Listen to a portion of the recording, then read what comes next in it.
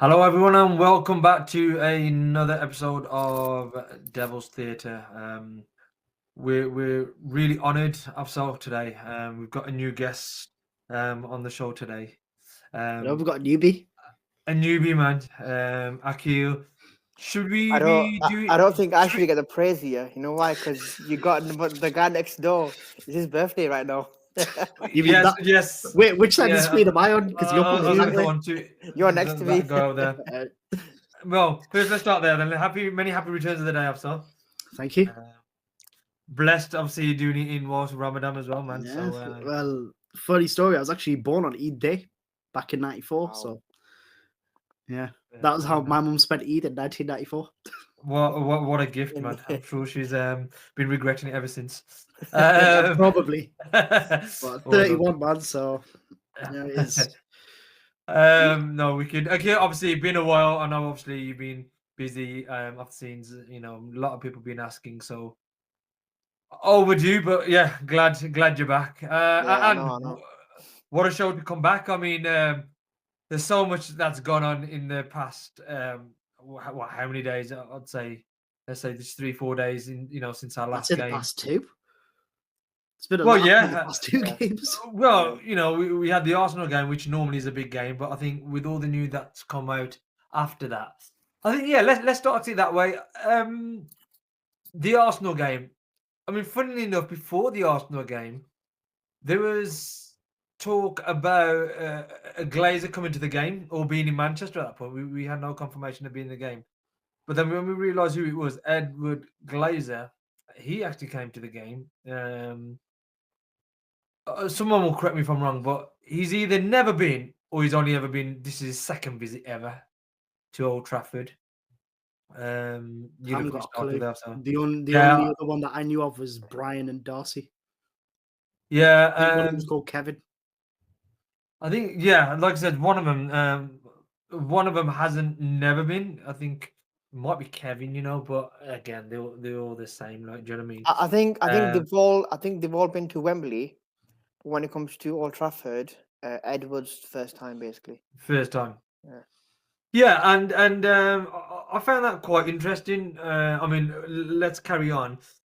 Because also Jim hasn't been to the last few games either, and from what you hear, it was all about the way he's been treated and the way Well, when I say being treated, the songs that have been sung about him, I think he's been a bit shocked, which we'll go on to in a bit as well. But yeah, do we have we got an opinion on why Ed was there, or do we start with the game first and then tie in what's happened post the game? These things might tie in. I mean, he's a non-executive. Let's just put it that way. So he has got a right to be there, but what's his excuse to be there? You know what I mean? Like, he can go to Cup. What's his reason of coming to? Yeah. So it could be obviously he's meeting Ratcliffe obviously maybe in the absence of Avron or Joel, or maybe it just could be he just wanted a little holiday. But then why come to Manchester? I was going to say, Manchester. All the places these worldwide holiday resort, is it? Yeah, so all these places these people get to, especially Avram. I mean, I'll be pissed if I was Edward. Avram's been in the Middle East, hasn't he? Not too long ago. Yeah, and sending him off to Manchester. He's been sunning it up, and Ed's rocked up in the rain. And I think what it is. I think there is much more to it, because obviously there has to be a reason why he's there. He's got no reason to come to Manchester on a protest day with Ratcliffe. Yeah, I mean. Yeah, I was trying to look at it. I mean, I thought, let's have a look at why was Ratcliffe there? That was my thing. Like, it all seemed in response to the announcements of the protests. Well, I think, I mean, let me go back onto Edward. I mean, when I looked into what he does at the books, he's kind of like the operational manager guy, not the CEO, but the day-to-day operations. And he has a lot of fan engagement as well. From what I understand, they've won a couple of awards about the fan engagement and things like that. The books have under their stewardship. So it seems books, like books as in Buccaneers. I thought you meant books as in like reading books, like accounting books. I was like, wait, Man United have won fan engagement awards. Well, Yeah, okay. your pass is getting to you. Well, these last 2 days, I'm done. I understand. Well, I don't understand because I've never gone through, but I can imagine. But yeah, Tampa Bay Buccaneers. So I just said tongue in cheek. Obviously, there's a protest happening. He's come down. He wants to get the fan sentiment to understand what's happening. Rah rah rah. But obviously, yeah, I don't think there's ever disclosed what happened and why he was there.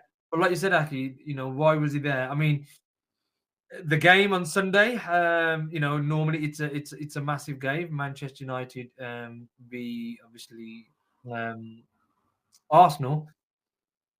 Do we even talk about the game? I mean, let's touch upon it. I mean, what were your thoughts on the game? I only watched like the first 20 minutes because I had to go pray and stuff, and then by the time it was second half, it was just obviously a time to open fast. So I've not been watching a lot of the games, but I watched the highlights and stuff. And obviously with the highlights, I mean we played it all right and stuff. We seemed to get going and stuff, and I think we were unlucky to probably get away with the win. To be honest with you, from the highlights. Yeah, I think it was one game whereby I think we feel unlucky with getting a draw. I mean, I think a draw was a kind of fair result in the end. If you look at the way we played, the way they played, we sat in a low block, but we probably did have the better chances. But yeah, but then yeah, like we said, Jim Ratcliffe's there. Why is he there? To me, I was like saying, he's putting two fingers up to the protesters. That's what I felt like. Yeah, he's basically, in a way, they're just laughing at them. Yeah, we know you're protesting. I'm here to do a job. I'm gonna come here. I'm gonna show my face. I'm not scared. And but let's touch upon the protest. I mean, it was visually very good. It looked good. A lot of people turned up. I think audibly as well, there was a lot of anti-Glazer, anti-Ratcliffe chants. Yeah, which obviously was the whole point of the protest. And I mean, I'm assuming it was against the ownership. Obviously, the £66 ticket prices got mentioned, which in a way, rightfully so, because it wiped out concessions and all that sort of stuff. But I think what people were saying, 5,000 turned up, but it still resulted in 5,000 bums on seats, and I was just a bit. You've essentially just walked to the ground with your mates and then taken your seats. Yeah, I mean, you made people aware that you're not happy. The world aware, and I think the world knows in regards to that. But I mean, your thoughts on what you saw, and me and Afsar kind of touched upon it on the last podcast. Whereby if you're going to make an effect, empty Old Trafford, don't do the protest that you're doing, because visually it looks good and it looks united.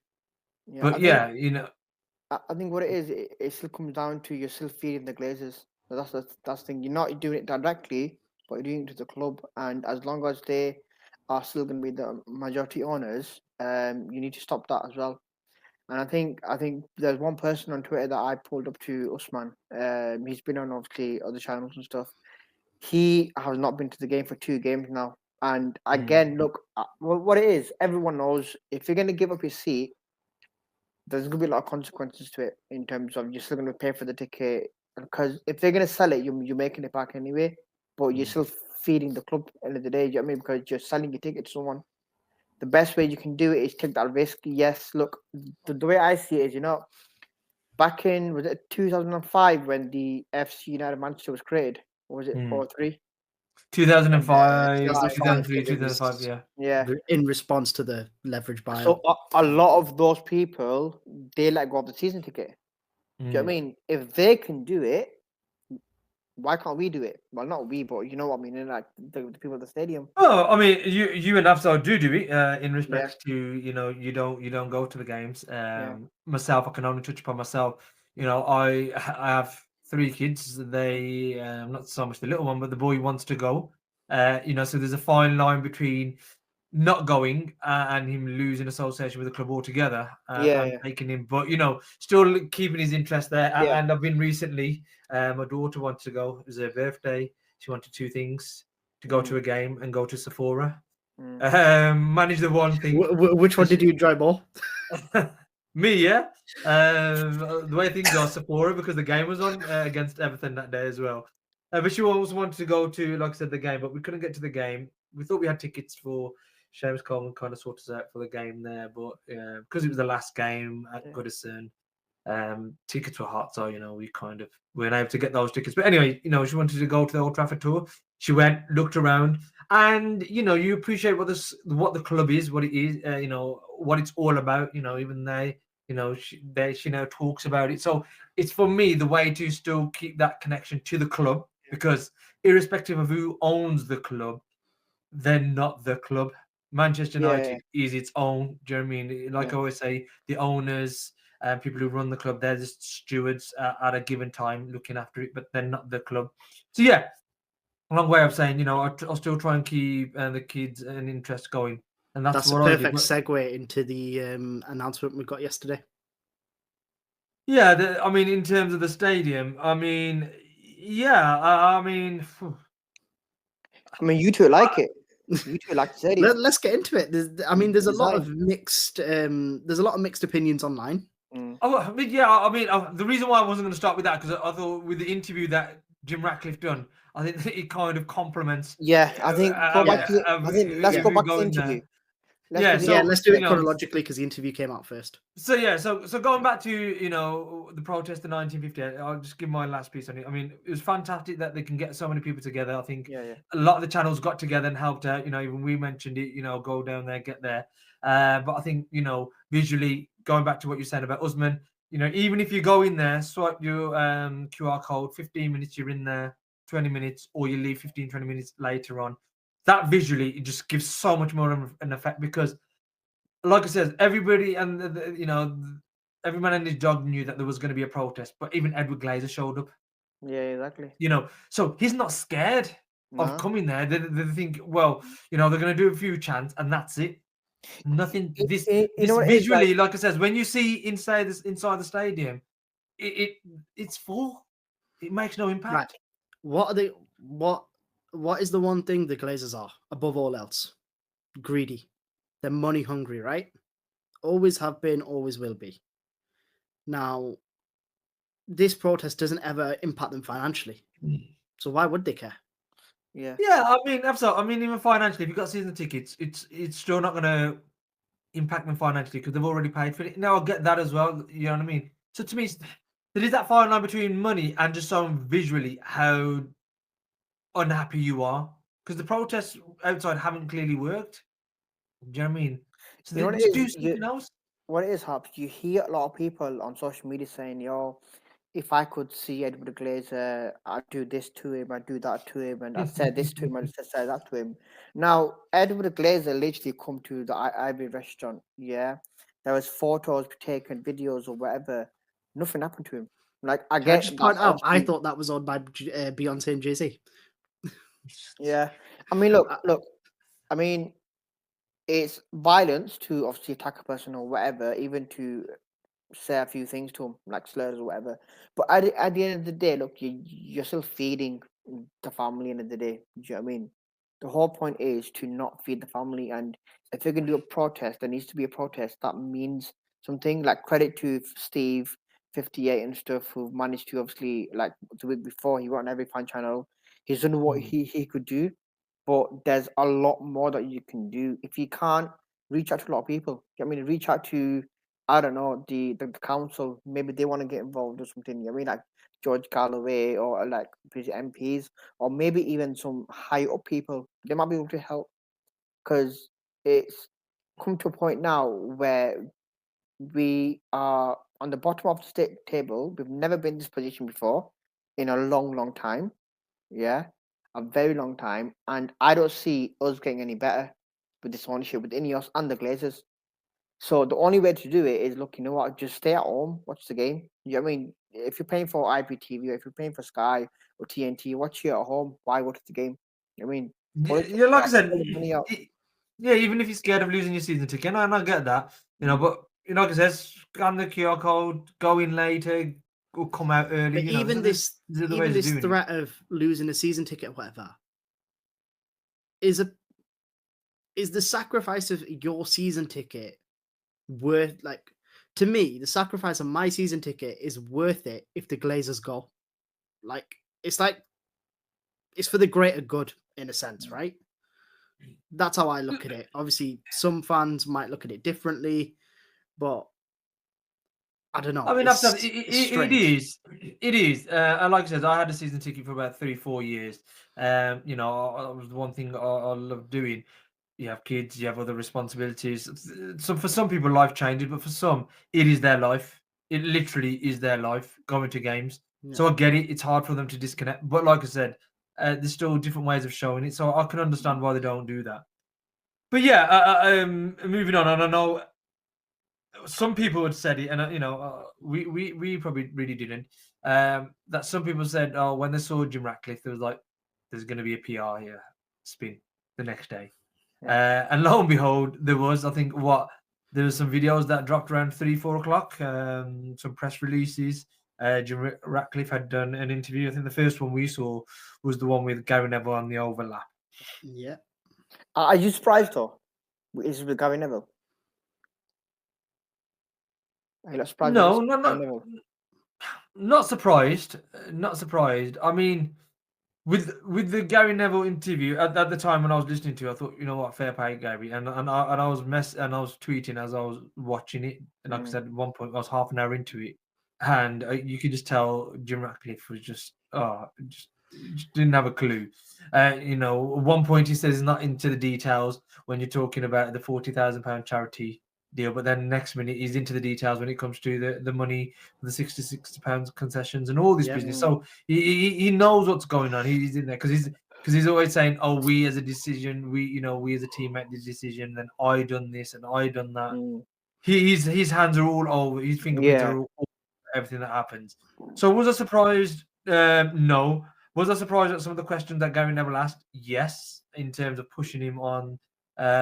Especially the £40,000 and how he could have got Bruno and Maguire to get together and make up that money. And he was like, but we didn't think of that, Hops. We didn't have that idea. Like, I mean, things like that. It was crazy. But I mean, yeah, some of the takeaways. I know, obviously, I saw some of the things that you kind of looked at it. I mean, he was saying that you don't realize how big the club is until you get in there. So do you think? But I think you know what it is. Though? I think that's where he's wrong though, because if you've spotted the club all your life, we know how big the club is. We know how big the history is. We know how big every single little tradition is. Like the Munich come out to do every year. These are the little things that we know how big the club is. If you go into if you go into the United Stadium, even walking around it or even going to the museum area, you know how big the club is, how rich the history is. So him saying that's it just tells me that he isn't even there as a United fan, basically, if he claims to be. Yeah. And the thing is, look at how widely publicized we are. Even if you're not a fan, you've got to know. You could be the most hardcore Man City fan, Liverpool fan, whatever rival fan you want to be, right? But guaranteed in the last, I don't know, 13 years has it been now since Fergie? They probably know a hell of a lot about Man United, mostly for banter purposes, but guaranteed they know what's going on at the club. Because it's on every paper, it's on every tweet, it's on every hour on the news channels or whatever. Like, how can you not realize the scale of this? And, you know, he admitted himself he was buying into one of the biggest football clubs in the world, one of the biggest football institutions. So I don't understand how he doesn't get it. I think, like you said, two things. You know, we all know Man United. I heard somebody abbreviate it is Manchester United sneezes, the rest of the teams catch a cold. That's how big Manchester United is. You know, that's and we all know that. And the funny thing is, again, when the takeover was happening, we were talking about obviously Sheikh Jassim and how he's not a real supporter. Some of the pictures that he had out there were AI generated. But the funny thing is, I've never seen a picture of Jim Ratcliffe, as a supporter with a top on or something like that. I've heard he's been to games. We've heard that he was there in the '99 treble winning season. He used to go to There's no evidence of any of this. There's nothing that shows. And again, just before he bought the club, when he was buying Chelsea, and they was asking him, we thought he was a Man United supporter, and he's like, oh no, I got split loyalties. That's what he was saying then. So split loyalties because it was difficult for I assume at that point, 100 millionaire or a relatively low-ranking billionaire to travel up and down the country every weekend. The common folk do it. So yeah, he's a Man United supporter, but he's a season ticket holder at Chelsea, and he goes to a lot more of the Chelsea games and things like that. So yeah, you got those kind of questions. So like you said, guys, it's even that is a red flag already that you don't know how big it is. I get it, when you go into it, there's so many other things that are there, but when it comes to doing the PR stuff, the things that you're going to do are going to have a massive effect. So you don't do the things that he did as quick as he did them. Or you don't even open that interview with, I didn't know how big this club was. Like, come on, man. Well, like I said, I understand that bit because, you probably go in there and you don't realize, there's an operations for this, there's a person for doing this. And I get it. But he'd done a lot of his due diligence. So he would have known the staff, how many people work there and all these kind of things. But yeah. But then... the one praise I'll give him, though, from that interview, the one praise I'll give him is that you can tell he's trying his hard. He's trying his best just to flip United into being success. Like, yes, it might be all the cost cutting and everything, but at least I don't know, Aki, man. I don't know.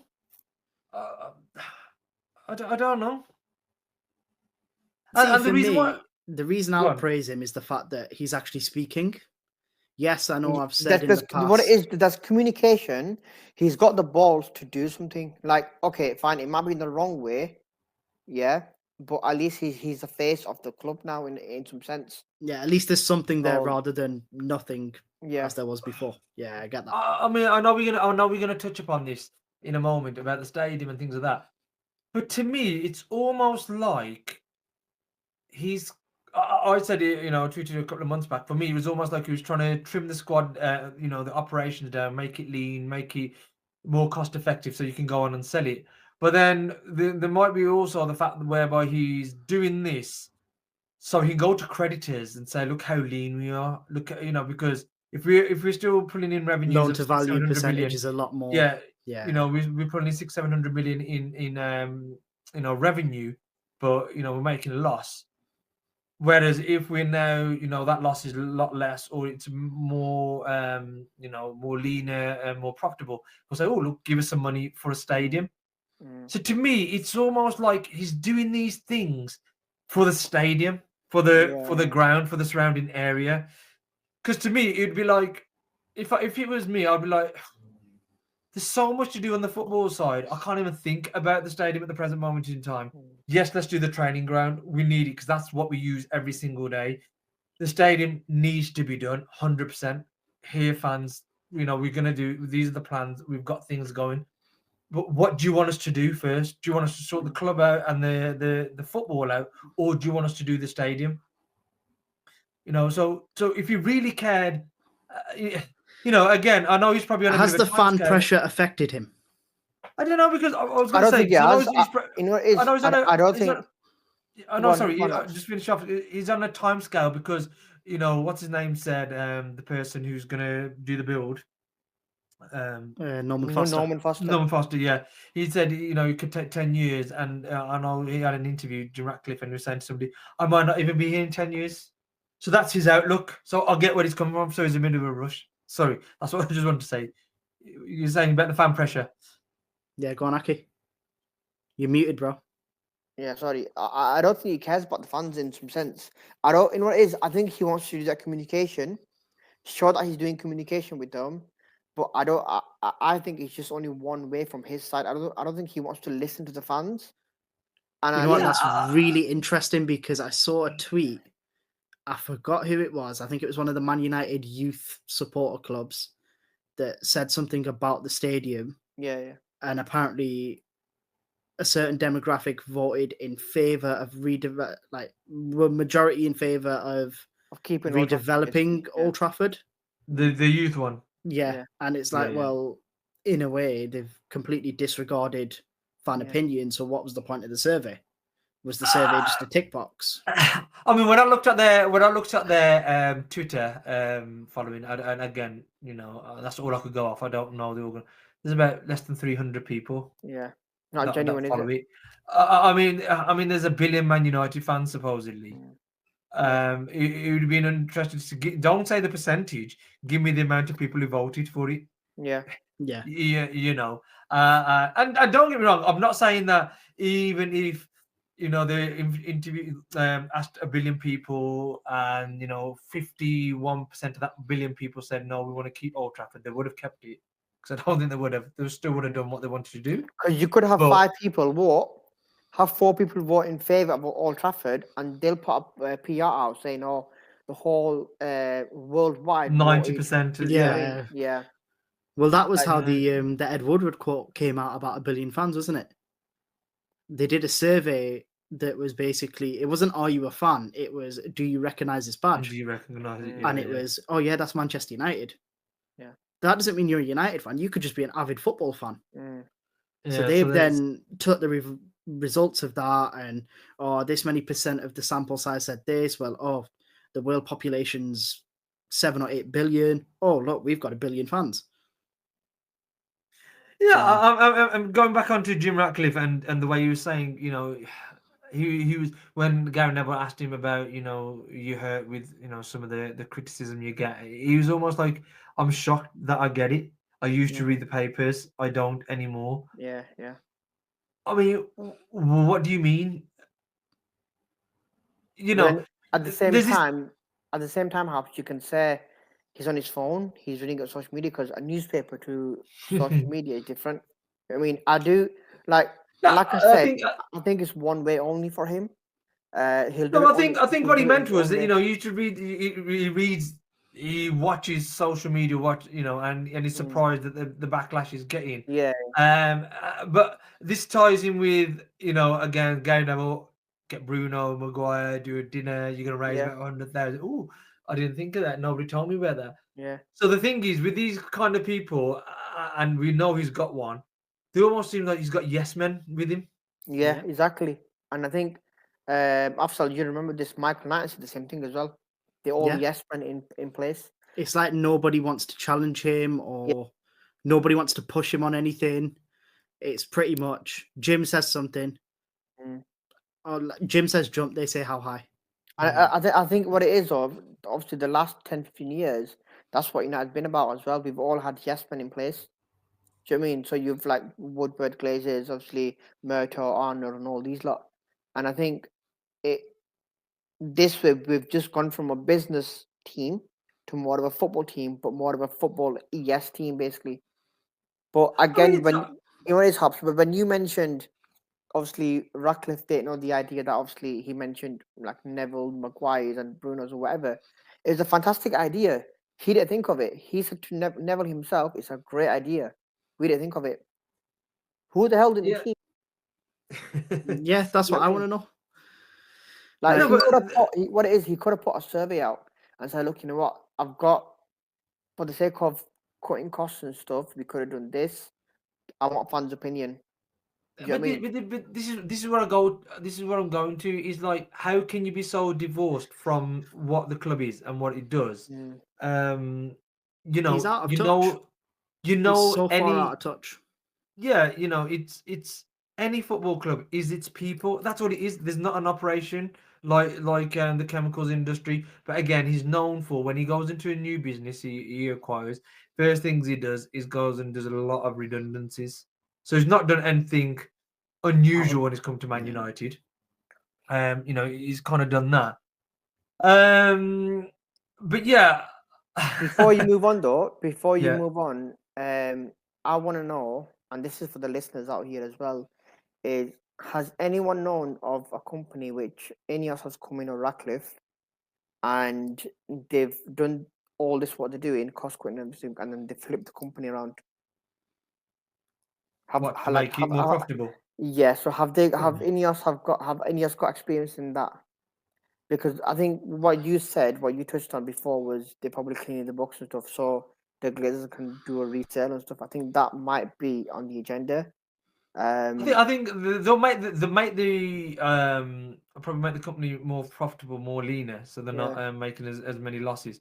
I don't know whether they sell many of their organisations or they just keep it under the umbrella, which a bit like Berkshire Hathaway, really.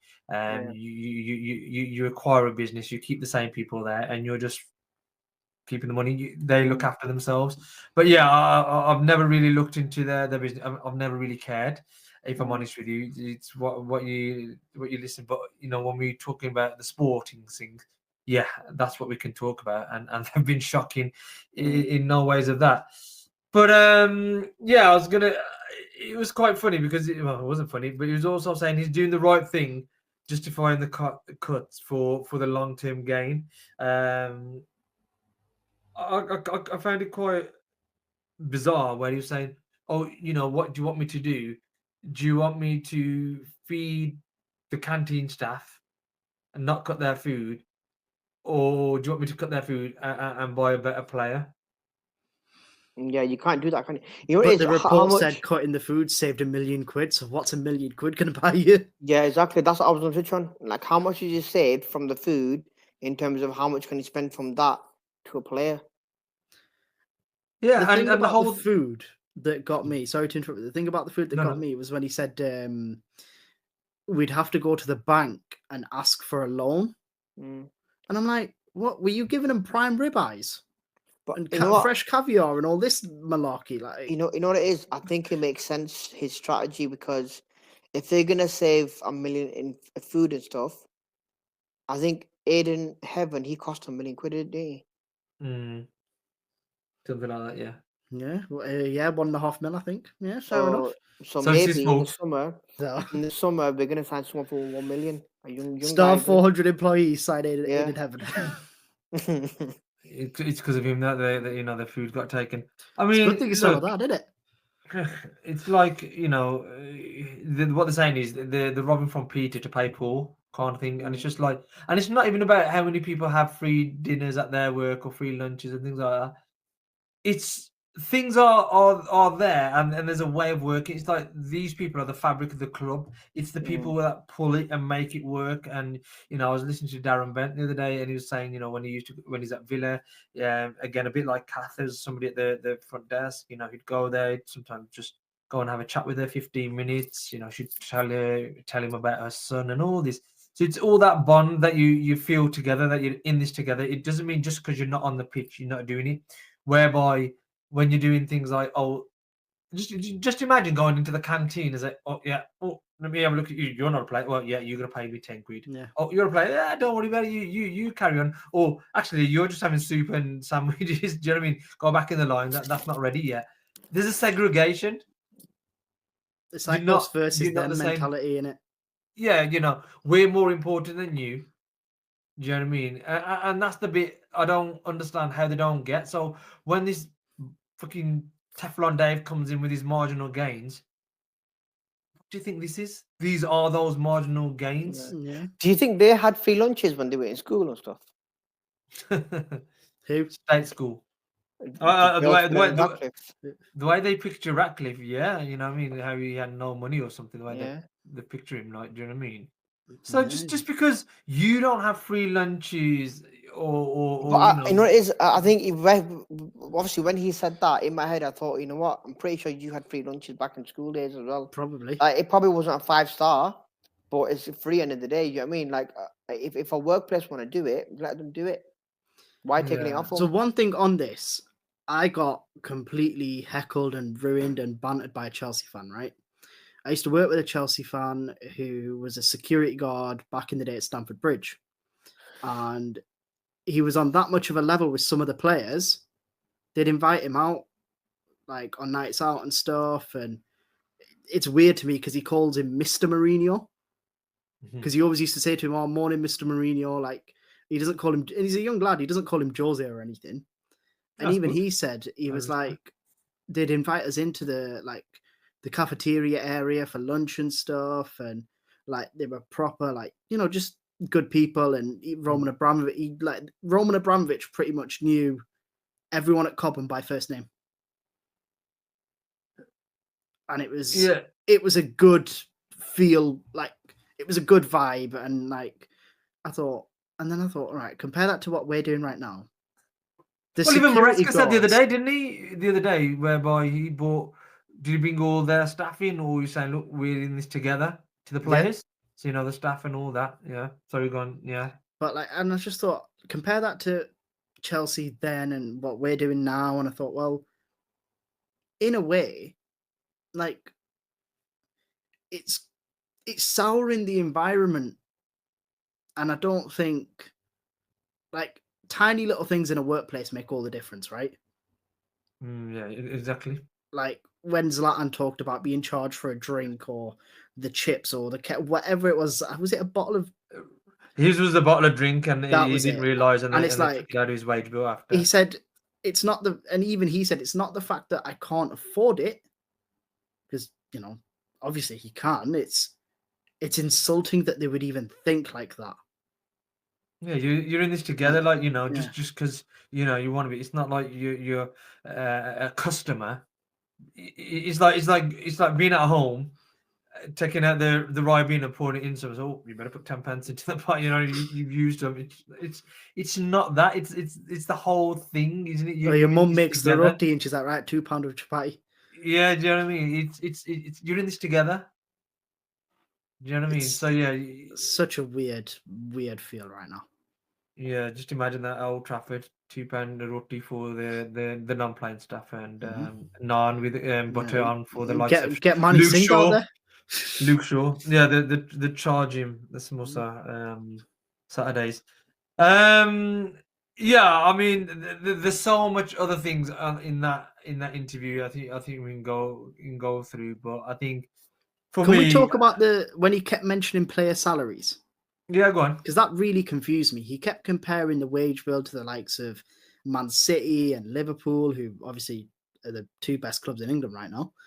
And then he was like, Ruben's got 4 of the top 8 salaries unavailable to him through injuries, or we loaned him out in January reasons, or whatever he meant by that. And then he's like talking about trying to save money and flip it round. And it's like, you keep mentioning the wage bill and how big it is at other clubs, but then all the press briefings we've had is they want to cut the wage bill, they want to do this, they want to. So it's polar opposites. He's talking about high wage bills and high performances.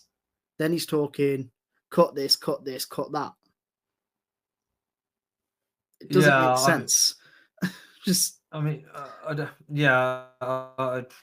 Like he says, I don't know whether he's trying to say. I don't know what he's trying to say. Do you know what I mean? Because even when he's on about, even if you don't buy anybody, we've still got to pay for the likes of Casemiro and all this, Anthony. And I get it because they're playing it on drip, Klarna almost. But I don't get why you had to name check people and they're talking about how they're bad and all this business. You know, it was just a car crash. That's how I explained it. You know, it was just a mess. Do you know what I mean? Right from the start. But Aki, going back to what you said earlier, you know, you felt that he's at least trying. With that interview with Gary Neville, the one part where I saw his eyes lit up and him, you know, probably sitting up a little bit as soon as we started talking about the stadium. Yeah, at the end, he was like, we spoke. Neville goes about the stadium and he goes something positive at the end, wasn't it? Positive. It was like, yo, yeah. Like, this is my moment. Yeah, you know, so again, even he knows, you know, the question is, you know, he's going to make mistakes and we get that. But the question is, how many mistakes can you be made to then say, you know what, it's no longer a mistake. You just fucking shit. One. But yeah, the positive. We start with you, Afsal, because I think we both know where Aki's going to take it. Your thoughts on the stadium? Look, when it first got announced that they were potentially doing a rebuild, the only thing in my head was, do not make it look like the Bernabeu, do not make it look like Spurs, or because I just feel like some of them now, especially the new builds, are very generic. I'm like, Old Trafford has character. just looking at it, just seeing it, like there's an emotion there, like, you know, the atmosphere. You like, in some ways, I can understand fan sentiment about not being at Old Trafford anymore and how that's negatively impacting them. I do understand that, but I mean, I saw that design. I was like, you know what? It's actually like it's different, and that's what I think I liked about it.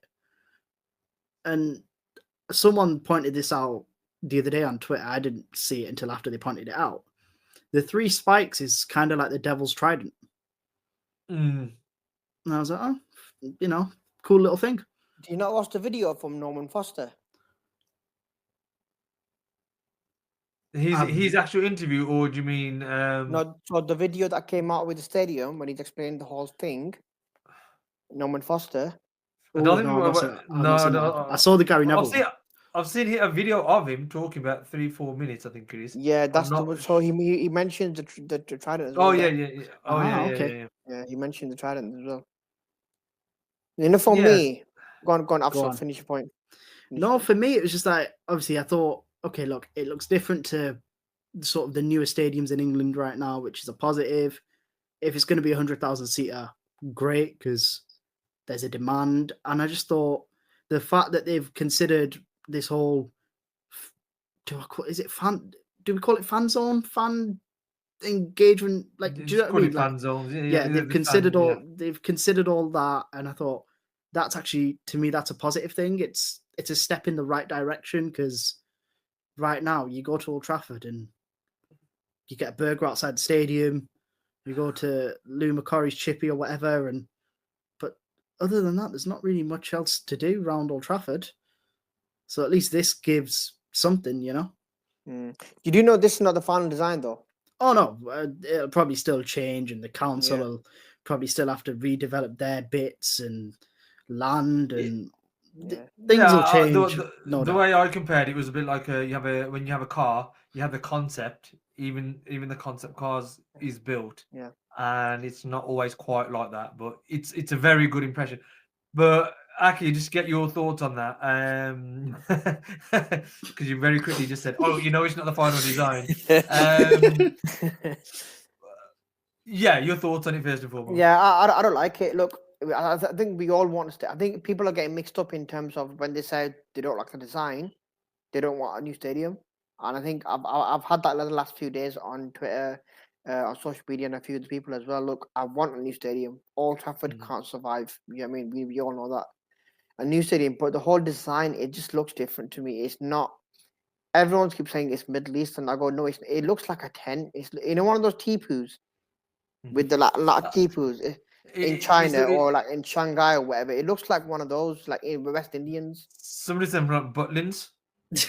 Yeah, whatever. That's not like comparison. But you know what I mean, though. You know, one of those teepoo kind of tents and stuff. It looks like one of those. Like someone's put 3 of them. Like a trident is literally like aligned with each other. 1, 2, 3. This is one's there, one's here, one's here. Like, how is that a trident? I get it from a focal point where everyone's. I think 2 fan channels have put the trident in one of the pictures, so it aligns it all. But like, I get it, but obviously it just doesn't work for me. See, I didn't think of the trident until I saw the image of the Photoshop with the trident over it. So to me, I was kind of like, well, it's just 3 little spiky things. Yeah, I don't think what it is. I think it still gets changed. For me, the tent doesn't work. I think it's just I think it's a bit too OTT.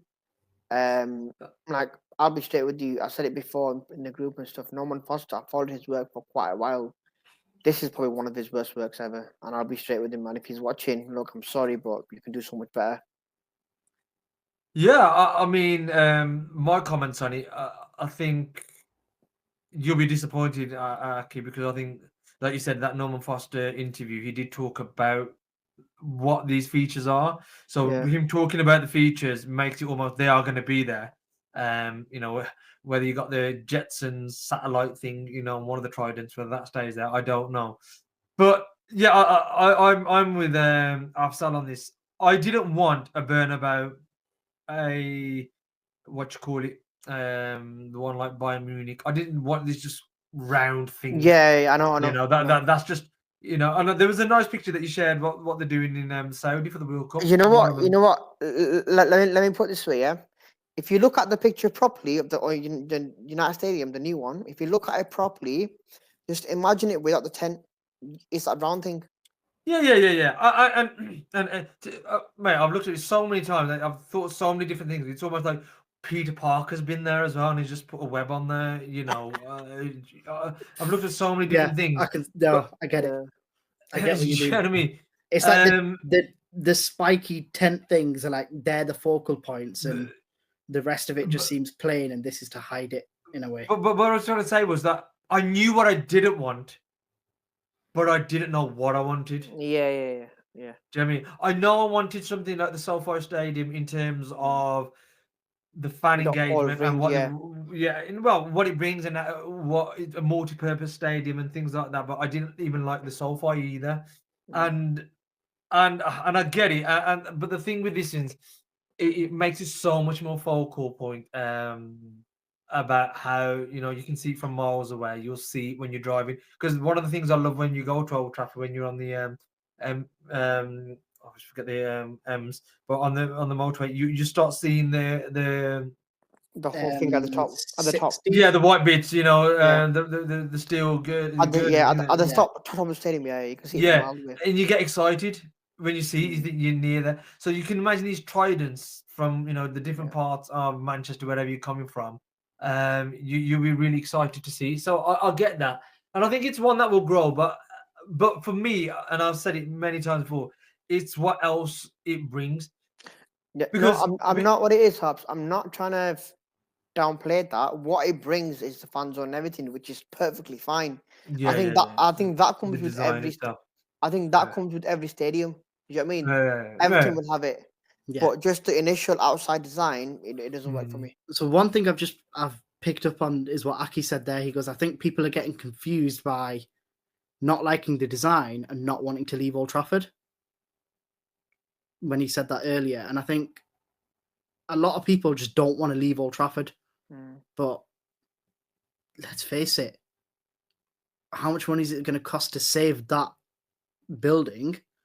Probably not going to cost that much more to build a brand new one next door or whatever they do. So I think there's people are for the money. There's just so many more options you can do with a new build and maximize the income. So because what I don't get is people thinking it's almost it's going to not be for the football. It's going to be for the money and bringing the fans in, which is true. Yeah. Because like I say, sometimes, why can't, if there's 5 of us as a family but can only get 2 tickets, the other 3 can't come. But with this stadium, they can now come, still experience another game being played. They're in the shops or whatever have you. At least as a family, you're there. And yes, obviously, as a byproduct, you're going to spend more money and things like that. But the game has moved on from when it used to be a father and his son who used to live at the end of the road and they would go. Well, it's no longer just men who go to the football, which it used to be. Women go as well. Not only do women go, children go, obviously, boys and girls. But not only boys and girls go, girls and their mothers will go. It's all changes. It evolves, seniors, youngsters, so you have to move with the times. And yes, as a club, we need to obviously bring more money in. Because, sorry, I'm laughing because I think we read a tweet at me the other day where the guy was saying, these people who don't go to the games, they're the ones who want the stadium, a new stadium. The people who go to the game, we don't want a new stadium. Thanks, E-Reds. All these E-Reds. And I'm thinking, if it weren't for these E-Reds, the club wouldn't be where it is today. Yeah. It wouldn't have their rich history, especially in the Fergie era. It wouldn't have that. Yeah. If it wasn't for these E-Reds. Absolutely.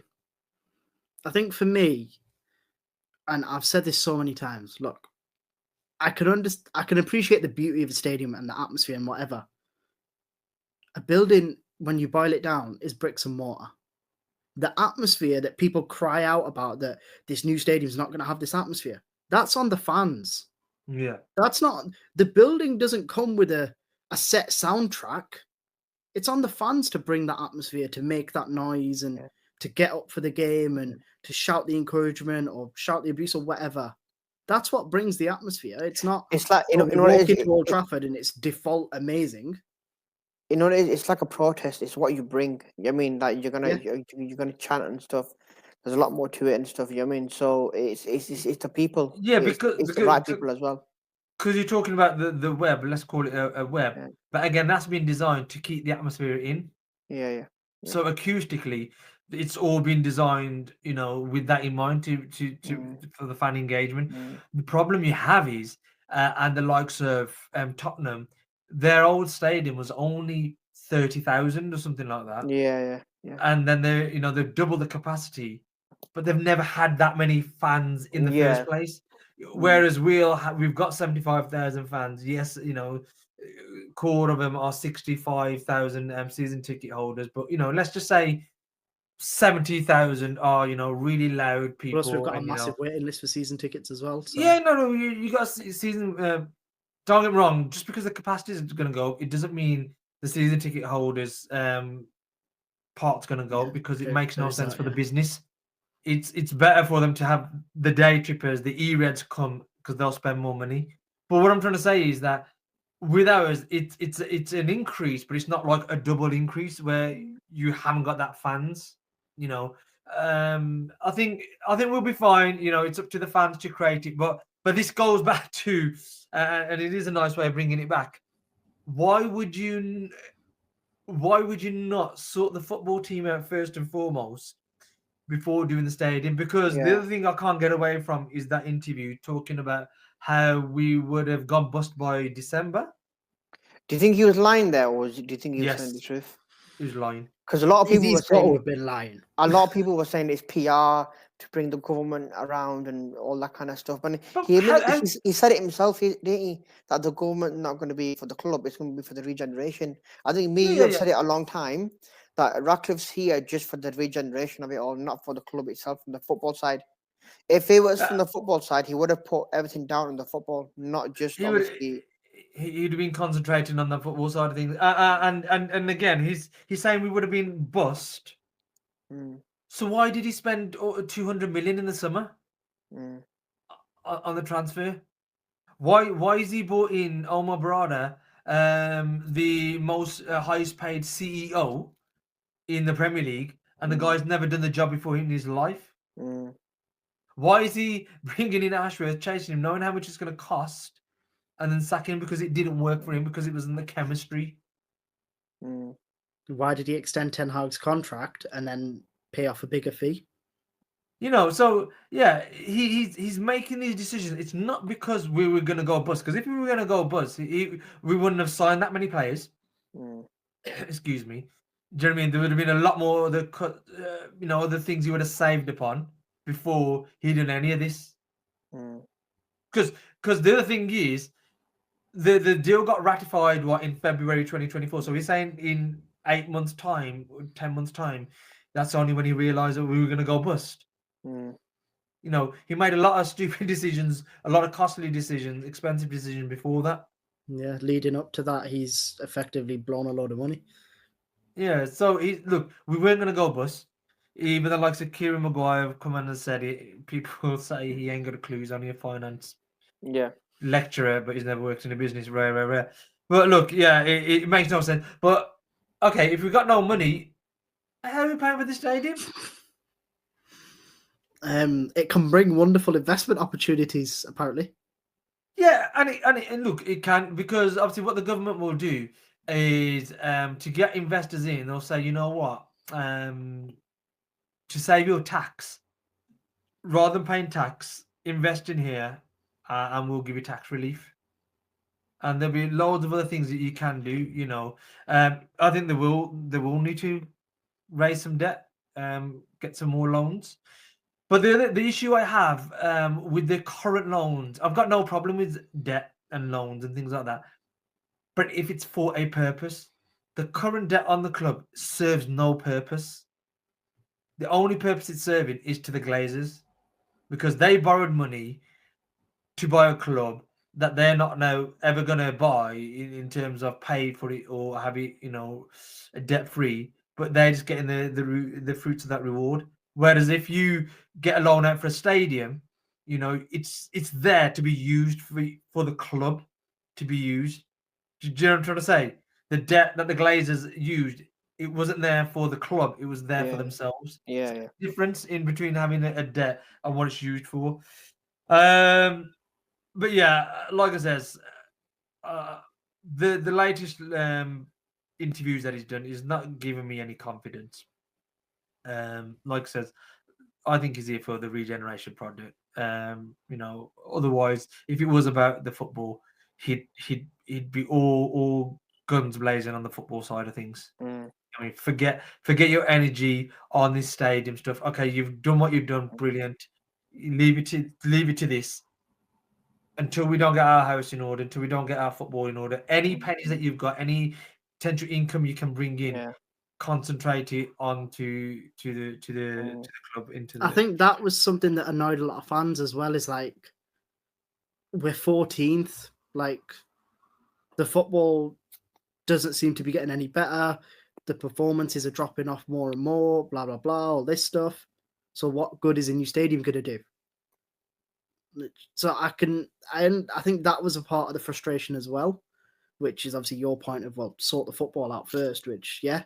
Because it's like, let's just say, hypothetically speaking, if we get relegated, is that going to be a stadium of what? Are we just going to go ahead with it? I mean, like... Imagine that in the Championship. I mean, the only two positives that I see now at the moment is that he's admitted, obviously, it might take 5 years or 10 years and he might not be here. I'm not in a bad way. Yeah. No, he said himself, 10 years. He probably won't exactly his own words. Well, even Norman, he's 85 or something like that. I mean, it could mean two things. Yeah, it could mean two things. When he said those words, for me, it was two things. Either number one, death, because obviously everyone's guaranteed it, or number two is that he might end up having no shares at the club. So on the flip side is that the one thing we can take a positive is that Glazers have got more of a control over Ratcliffe in terms of they can facilitate a sale. And if he's coming out with words like, "Oh, the club would have gone bust by December, that 300 million saved it," how much more does he need, or the Glazers need, or who's going to put more in now? Look, if I was a shareholder, if I was Afsar, I'd be worried, man. I'd be like, yo, if you were going to go bust, well, what does that mean about my shares? My investment what does that mean for my investment? But at the same time, I'm also watching the market drop down. And I'm like, just a bit lower, I'll put some more in. Yeah, it's like how much more do you need? Do you need an extra 700 million? It's like the Glazer might ask Ratcliffe, "Oh, can you put another 500 million into it?" Well, the other thing is, what I hear is that it will be equity share. So Ratcliffe will give the money, and for that money, he'll get shares again. Yeah, I don't believe that because they've always been cash hungry. Yeah, I don't believe. Yeah, I mean, the only way I can see that happening is again, the money in terms of the sale at the end. So you prop up the value of the club. Okay, you might give away shares, but the current shares that you've got, they go up in value. But to me, do they then work out roughly the same anyway as what they would have now sold? But I think the biggest thing for me was, just before we wrap up, is the eerie silence from the Glazers. Yeah. This is Manchester United, and this is, love it or not, Glazers. They're the majority shareholders.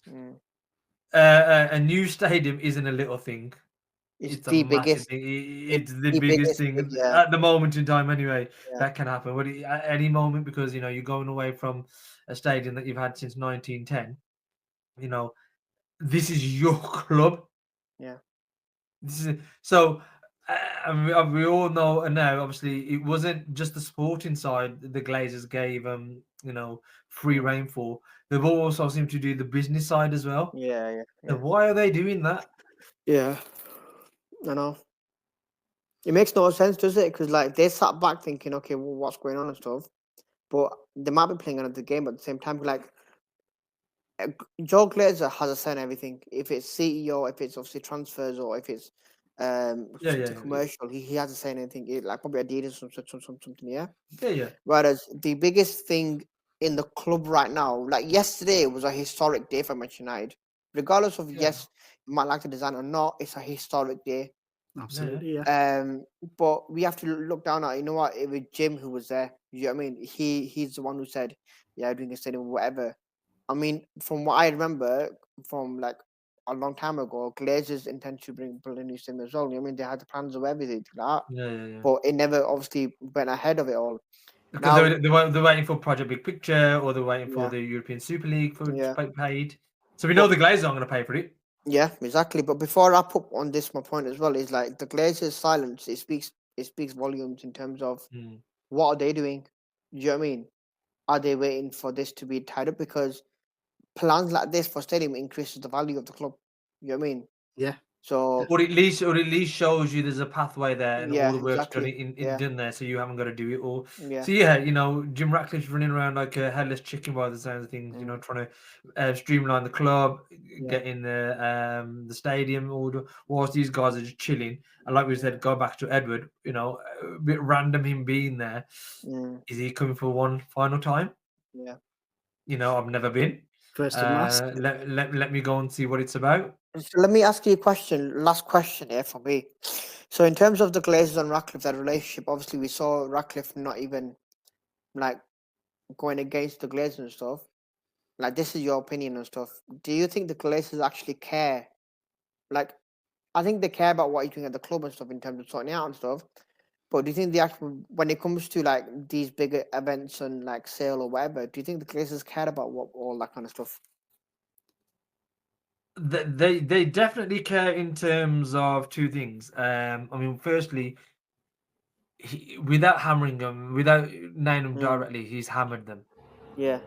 How can you constantly talk about a business that's losing money, or it was no good, it was this, it was that, and the environment isn't right for success, and all that so basically you're saying, their stewardship has been shocking. Okay, so there's that. But then somebody had also pointed out to me as well, again, it's just a theory, he's doing all the press as well, and he's bringing all these plans forward as quick as possible, show the Glazers, well, you know what, actually I've got a grip on things here, I can make this work, I can prop up your club, so don't sell it at the moment, don't sell it. Because as we know, we've got that drag along clause. Yeah. He's almost trying to prove to them, look, I'm here, I'm sorting it out. Again, whatever their agreement is between them, I don't know. But again, I'll just go back to, there's just too much silence from the Glazers, especially something like this regeneration project. And we know their background is property. Yeah. For me, the silence was really strange because, like I said, Joel or Avram, whichever one it is that has the dog in the pushchair, he's normally been clipped up about 5 times by now by about 10 different reporters, and he normally gives, it's a really big day for the club, we're really looking forward to what we can do in the future, all right, see you, got to go have my Thanksgiving dinner now. Do you know what I mean? There's normally a soundbite, and even now I've just checked, there's nothing. Like, and on Aki's point, I think they do care. It's about $6 billion asset that they value. In terms of what he's saying about them, I don't think they're fussed, because it's kind of like, well, it is what it is. Like, that's what I think. I think what it is, they just needed something in terms of Ratcliffe. They care. They'll probably care in terms of the valuation of the asset, like Harp said. If the valuation starts dropping, if we end up, we won't get dragged into a relegation battle, but if we do, what does that do for the price of the club? What does that do in terms of how do the lenders look upon us? They'll care from that side of it. But because I don't care what anybody says. Nobody thought it was going to be this bad. For me, it was going to be, we're going to do the plans, we're going to bring the club up, the team's going to start playing, we're expertise, we're going to bring Omar Barada, we're going to Jason Wilcox, we're going to bring the best in class, the football side is going to be absolutely brilliant, and it's just nosedived. This was not in their plan. No, it wasn't. Nah, He was never in the plan, obviously, but the football side was not in the plan to go this bad. And like we go back to, you look at Jim Ratcliffe, you look at his face, the things he says, the way he's been talked about. This was not in the plan. He was the savior at the beginning. Do you know what I mean? I mean, So, if we talk about football, he bought in Dan Ashworth. He spent 6-7 months trying to get him. I said this at the time. The Glazers, Ratcliffe's got tunnel vision. It's Ashworth. Like, there wasn't a mention of, oh, let me go and chat to Campos, or let me go and talk to Paul. You know, there wasn't a B or a C. It was only Ashworth, and for chemistry reasons, whatever the hell that means, it didn't work. And then, oh look, we've got to pay him a bunch of cash now. And he's like me, he's doing his gardening right now. yeah, like I said, it's a lot better than mine. Like I said, it's not for the football, but let's see. Guys, wrapping it up. Obviously, we've got a game tomorrow, believe it or not. It's almost everything else is overshadowed. Real Sociedad, final leg. 2-2, is it 1-1? Was it 1-1? 1-1. 1-1, yeah, 1-1. Result tomorrow. Are we... Forget the result. Will we go through, yes or no? I think we'll squeeze through. I think we'll squeeze through. It's at Old Trafford, isn't it? Yeah, Old Trafford. Yeah, Old Trafford. I think we'll squeeze through. I I've think it's a noticed convincing win. I've noticed one thing though, yeah. And against the teams that matter, we put on a good performance. A good team. But against obviously teams that don't matter, we just flop. That I think comes into not so much tactics, but tactics in terms of, again, we saw against Arsenal, low block, and we'll counter attack them, and we just can't seem to shake this counter attacking off. Do you know what I mean? We only seem to do good when we counter attack. Now, don't get me wrong, Fergie's teams, they were good counter attackers, but they were also front footed. We just can't get that front foot working at the moment, man. Do you know what I mean? The front. So what do you think finally? We going through tomorrow or not? I think we go through, and I think it's going to be a comfortable win. Yeah, I think Zubamendi's back tomorrow for them, because I know he's ill in the last game. I mean, they were very... Okay, that might change things. But they were very blunt in the last week. So, yeah, I think like you guys, I think we'll go through, but we'll have bigger fish to fry. And then we got Leicester and then the international break. Is Leicester our next league game? Yeah. Sunday, is it? Or Saturday? Yeah, Sunday. Because we play tomorrow, Thursday, so it's on Sunday. So we might as well do that result as well. Winning against Leicester, bearing in mind that excuse me, that game is just double checking. Yeah, that's away at Leicester. Yeah, so 7 o'clock kickoff because there's some game being played at Wembley. That'll be a big game though, isn't it, against Leicester? Because Leicester are basically in our league, innit? Yeah. Yeah, they're in our little bitty league. I always say we're 4th placed in the bottom half. Yeah. Leicester's a tough one, man. I think we'll win Leicester. I think we'll beat them. Because I don't think Rude knows what he's doing. I feel so sorry for him, man. I feel so sorry for him. I don't think with Leicester, they're not being as bad as like they get smashed every week or something. No, exactly. Yeah, but I think we'll they always just end up losing, like, do you know what I mean? So I get that. So Aki says we're gonna win. I'm gonna go for a draw. Being positive. Yeah, I think we'll win in terms of 2 things. It's away from home. And we've beaten Leicester how many times this season? 3, even with a dodgy offside as well. So yeah, I think we'll win. Boys, obviously been good, Aki. Been good having you back. Like says, it's always a great discussion, especially the stadium. We've had lots of conversations in our group chats in terms of that. But everyone, again, thank you for listening. Like, subscribe the channel, share it as well. Get your views down there. What do you think of the spider web? I want to call it the spider web now. I don't know. Aki's going to call it the tent, I reckon. Yeah, Tipu tent. The Tipu tent. Yeah, let us know your thoughts. Again, thank you, everyone, and take care.